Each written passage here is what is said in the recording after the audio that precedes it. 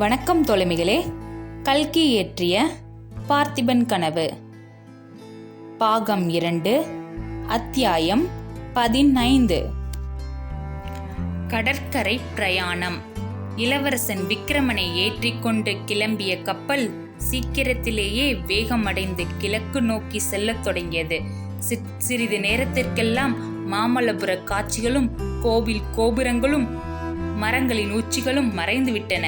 கரை ஓரத்தில் வெண்மையான நுரைகளுடன் இரைச்சல்களுடனும் எழுந்து விழுந்து கொண்டிருந்த சிற்றலைகள் இப்போது காணப்படவில்லை. கடல் நீர் தூய நீல நிறமாயிருந்தது.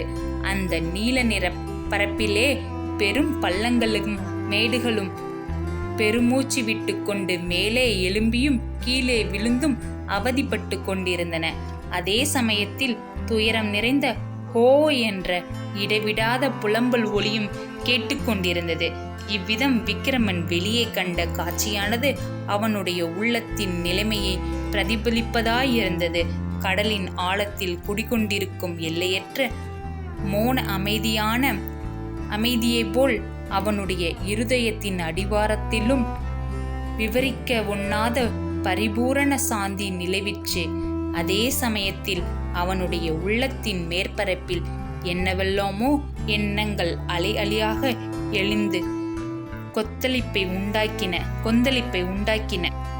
பார்த்திப மகாராஜா சோழ நாட்டின் மேன்மையை குறித்து தாம் கண்ட கனவுகளை பற்றி சொன்னதெல்லாம் ஒவ்வொன்றாக ஞாபகம் வந்தது. கடற்பிரயாணம் செய்ய வேண்டுமென்று இளம் பிராயத்திலிருந்து அவருடைய மனதில் குடிகொண்டிருந்த ஆசையும் நினைவுக்கு வந்தது. அந்த ஆசைதான், அடடா, என்ன வினோதமான முறையில் இன்று நிறைவேறுகிறது.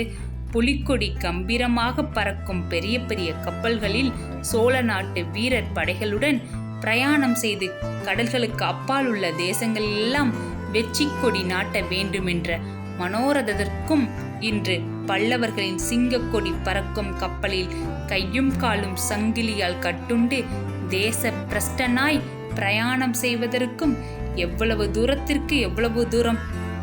இப்படி விக்கிரமன் சிந்தித்து கொண்டிருந்த போதே கப்பலின் தலைவன் சில ஆட்களுடன் அங்கு வந்து விக்கிரமனை பிணைத்திருந்த சங்கிலிகளை எடுக்க செய்தான். இது ஏன் என்று விக்கிரமன் வினவ, சக்கரவர்த்தியின் ஆணை என்றான் கப்பல் தலைவன்.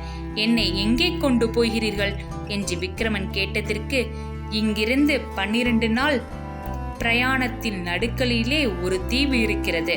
அதன் அருகே தங்களை இறக்கி விட்டுவிட வேண்டும் என்று கட்டளை என்று மறுமொழி வந்தது. அங்கே வசிப்பவர்கள் யார் என்று விக்கிரமன் மேலும் கேட்டான். அதெல்லாம் எங்களுக்கு ஒன்றும் தெரியாது. தீவுக்கு போய் சேரும் வரையில் இந்த கப்பலுக்குள்ளேயே தாங்கள் சுயேச்சையாக எங்கு வேண்டுமானாலும் போகலாம். ஆனால் தப்பி செல்வதற்கு மட்டும் பிரயத்தனம் செய்யக்கூடாது. செய்தால் மறுபடியும் தலையிடும்படி நேரும் என்றான் கப்பல் தலைவன். விக்கிரமன் கப்பலுக்குள்ளேயே அங்குமிங்கும் சிறிது நேரம் அலைந்தான். மாலுமிகளுடன் பேச்சு கொடுக்க பார்த்ததில் ஒன்றும் பிரயோஜனம் ஏற்படவில்லை. அவர்கள் எல்லோரும் விக்கிரமன் சம்பந்தப்பட்டவரை ஊமைகளாகவே இருந்தன. பின்னர் கப்பல் மேல்தளத்தில் ஓரமாக அவன் வந்து வானையும் கடலையும் நோக்கிய வண்ணம் முன்போலவே சிந்தனையில் ஆழ்ந்தான். அன்னை அருள்மொழியின் நினைவுதான் எல்லாவற்றிற்கும் முன்னால் நின்றது. அவர் இச்சமயம் என்ன செய்து கொண்டிருப்பார்? என்ன எண்ணிக்கொண்டிருப்பார்? தன்னுடைய முயற்சி நிஷ்பலனாய் போனது பற்றி ஏமாற்றம் அடைந்திருப்பாரா? பல்லவ சக்கரவர்த்தியின் முன்னிலையிலே தான் சிறிது பணிந்து போகாமல் பேசிய வீர வார்த்தைகளை கேட்டு பெருமை அடைந்திருப்பாரா? தன்னுடைய பிரிவை குறித்து வருத்தப்படுவாரா? எப்படியும் அவருக்கு ஆறுதல் கூற சிவனடியார் போயிருப்பார் அல்லவா? உடனே சிவனடியாரின் ஞாபகம் வந்தது. கப்பல் கரையை விட்டு கிளம்பிய தருணத்தில் அந்த பெரியவர் எங்கிருந்தோ வந்து குதித்து தமது திருக்கடத்தை நீட்டி ஆசீர்வாதம் செய்தாரே, அவருக்குத்தான் நம்மிடத்தில் எவ்வளவு அன்பு. சிவனடியாரை பற்றி நினைக்கும் போதே மற்றொரு உருவம் விக்கிரமனுடைய மனக்கண் முன் தோன்றியது. அது ஒரு பெண்ணின் உருவம். முதல் நாள் காஞ்சிபுரத்து வீதியில் பார்த்த அந்த பெண் மறுநாள் மாமல்லபுரத்து கடற்கரைக்கு எப்படி வந்தாள்? அவள் யாராயிருக்கும்? ஆகா, அவளுடைய கண்கள்தான் எவ்வளவு நீண்டு படர்ந்திருந்தன. அந்த கண்களிலே கண்ணீர் துளித்து நின்ற காரணம் என்ன? தன்னிடத்தில் உள்ள இரக்கத்தினாலா? முன்பின் தெரியாத அந்த பெண்ணுக்கு தன்மேல் இரக்கம் இல்லாவிட்டால் தன்னை எதற்காக அவ்வளவு கனிவுடன் பார்க்க வேண்டும்? இப்படி வெகுநேரம் அவளை பற்றியே எண்ணிக்கொண்டிருந்த விக்கிரமன் சூரியன் மறைந்து நாலாபுரமும் இருள் சூழ்ந்ததை கூட கவனிக்கவில்லை. தற்செயலாக கீழே கடலை நோக்கிய போது விண்மீன்கள் தண்ணீரில் பிரதிபலிப்பதை கண்டு திடுக்கிட்டான். அத்தனை நேரமும் முன்பின் தெரியாத அந்த பெண்ணை பற்றியே தான் சிந்தித்து கொண்டிருந்ததை நினைத்து சிறிது வெட்கம் அடைந்தான். பிறகு பொன்னனையும் வள்ளியையும் பற்றி எண்ணினான். அவர்களுக்கு தன் பேரில் எவ்வளவு பிரியம்! இந்த நேரமெல்லாம் அவர்கள் தன்னை பற்றி பேசிக்கொண்டிருப்பார்கள். அல்லது ஒருவேளை வள்ளியிடம் பாட்டனை பற்றி பேசிக்கொண்டிருக்கலாம். அந்த கிழவனுக்குத்தான் என்ன தைரியம்! சோழ நாட்டு ஆண் மக்கள் எல்லாம் அவனை போன்ற வீரர்களாயிருக்க கூடாதா?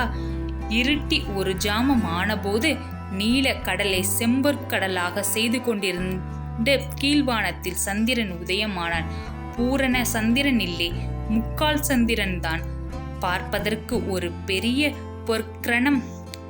பொற்கிண்ணம் கடலிலிருந்து கிளம்புவது போல் இருந்தது. முன்னம் பார்க்கடலை கடைந்த போது இந்த சந்திரனாகிய பொற்கிண்ணத்திலேதான் அமுதம் வந்ததோ என்னவோ. இன்றும் அப்பொற்கிண்ணத்திலிருந்து நில ஒளியாகிய அமுதம் பொங்கி புவனமெல்லாம் பரவியதாக தோன்றியது. இந்த மோகன காட்சியை விக்கிரமன் பார்த்தான். கடலில் இருந்து எழும்பிய சந்திர பிம்பத்துடனே கூட அவனுடைய மனக்கண்ணின் முன்னால் அந்த பெண்ணின் முகமும் மறுபடியும் எழுந்தது. இந்த உதய சந்திரனுடைய பொன்னிறந்தான் அவளுடைய முகத்தின் நிறமும்.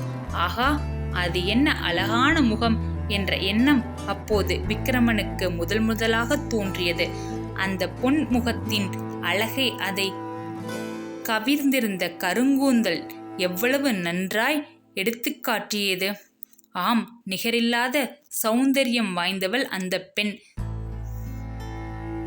சித்திரத்திலும் சிலையிலும் கூட அத்தகைய திவ்ய சௌந்தரியத்தை காண்பது அரிதுதான். அவள் யாராயிருக்கும்? 12 தினங்கள் சென்றன. அடிக்கடி குந்தவியை பற்றிய சிந்தனையில் ஆழ்ந்திருந்த விக்கிரமனுக்கு இந்த 12 தினங்கள் போனதே தெரியவில்லை. 13ஆம் நாள் பொழுது விடிந்தபோது சூரியோதயமான திசையில் விக்கிரமன் கண்ட காட்சி அவனை ஆச்சரிய கடலில் மூழ்கடித்தது. ஏனெனில் வழக்கம்போல் சூரியன் சமுத்திரத்திலிருந்து கிளம்பி ஜோதி பிளம்பாய் மேலே வருவதற்கு பதிலாக பச்சை மரங்களுக்கு பின்னால் உதயமாகி மேலே ஒளிக்கிரகணங்களை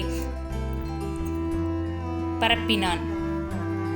இந்த அபூர்வ காட்சியை பார்த்து கொண்டு விக்கிரமன் நிற்கும் போதே கப்பல் தலைவன் அவனை நெருக்கி, இளவரசே, அதோ தெரிகிறதே, அந்த தீவின் அருகில்தான் தங்களை விட்டுவிடும்படி எங்களுக்கு கட்டளை. தங்களுக்கு நீந்த தெரியுமல்லவா என்றான். கரைக்கு எவ்வளவு தூரத்தில் விடுவீர்கள்? ரொம்ப தூரத்தில் விடமாட்டோம். ஒத்தாசைக்கு ஒரு மரக்கட்டையும் போடுவோம். நான் இறங்க மாட்டேன் என்றால் என்ன செய்வீர்கள்? மரக்கட்டியில் கட்டில் மிதக்க விட்டு விடும்படி கட்டளை. தங்களுடைய விருப்பம் என்ன? நானே இறங்கி விடுகிறேன் என்றான் விக்கிரமன். அவ்வாறே கப்பல் இன்னும் சிறிது கரையை நெருங்கியதும் விக்கிரமனை கடலில் இறக்கிவிட்டு ஒரு மரக்கட்டியையும் போட்டார்கள். விக்கிரமன் அதை பிடித்து கொண்டு அதிக நேரம் நீந்தியும் சிறிது நேரம் அதன் மேல் உட்கார்ந்து மிதந்தும் கரையை நோக்கி சென்றான். கரையை நெருங்க தூரத்தில் கப்பலிலிருந்து பார்த்தபோது எறும்பு கூட்டம் மாதிரி காணப்பட்டது.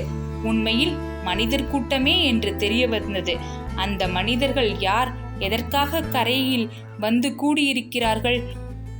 அவர்கள் என்ன பாஷை பேசுவார்கள்? சக்கரவர்த்தி தன்னை இந்த தீவில் விட்டு வர சொன்னதின் நோக்கம் என்ன? இப்படி பற்பல எண்ணங்கள் விக்கிரமனுடைய மனதில் அலையலையாக எழுந்தன. நன்றி.